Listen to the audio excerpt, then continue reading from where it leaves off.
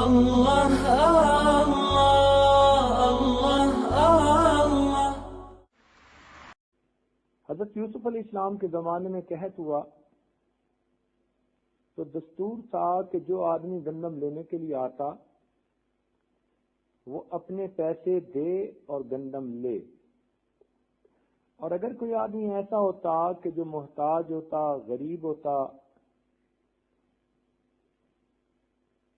ضرورت مند اور حاجت مند ہوتا، مگر اس کے پاس پیسے نہ ہوتے، تو کام کرنے والے اسے کہتے کہ تم حضرت یوسف علیہ السلام کے پاس چلے جاؤ، اپنا حال بیان کرو، وہ چاہیں گے تو بغیر قیمت کے تمہیں اپنی طرف سے غلہ دے دیں گے۔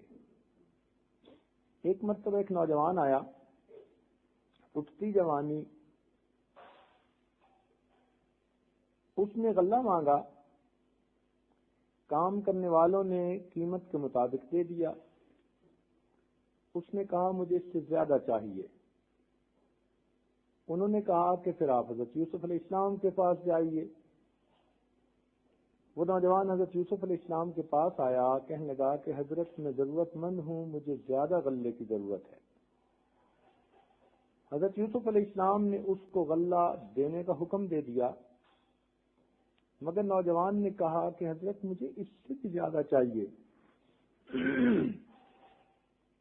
حضرت یوسف علیہ السلام نے زیادہ غلہ دے دیا۔ نوجوان کی امید کچھ بہت زیادہ تھی، وہ کہنے لگا حضرت مجھے اس سے بھی زیادہ غلے کی ضرورت ہے۔ حضرت یوسف علیہ السلام نے فرمایا کہ تمہیں پہلے ہی اتنا زیادہ غلہ دیا جا چکا۔ تو وہ نوجوان کہنے لگا حضرت ابھی میں نے اپنا تعارف نہیں کروایا، اگر آپ کو پتہ چل جائے کہ میں کون ہوں تو آپ مجھے اس سے بہت زیادہ غلہ عطا کریں۔ حضرت یوسف علیہ السلام بڑے حیران ہوئے، فرمایا کہ آپ کون ہیں؟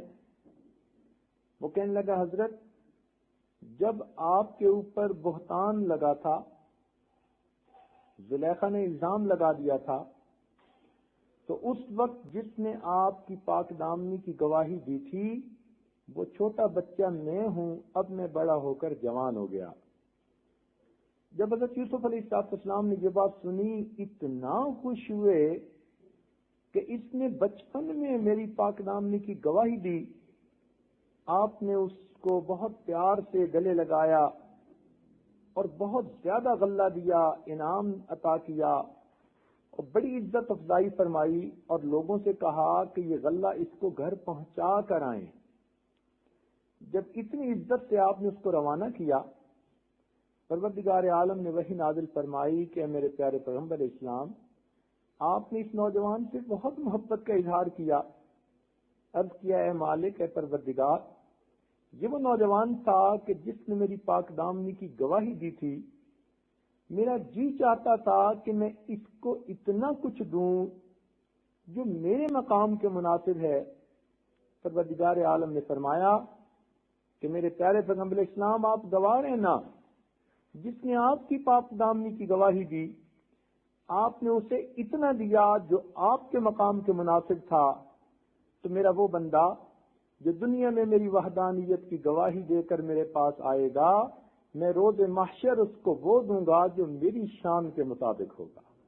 لا الہ الا اللہ، لا الہ الا اللہ، لا الہ الا اللہ، لا الہ الا اللہ، لا الہ الا اللہ، لا الہ الا اللہ، لا الہ الا اللہ، لا الہ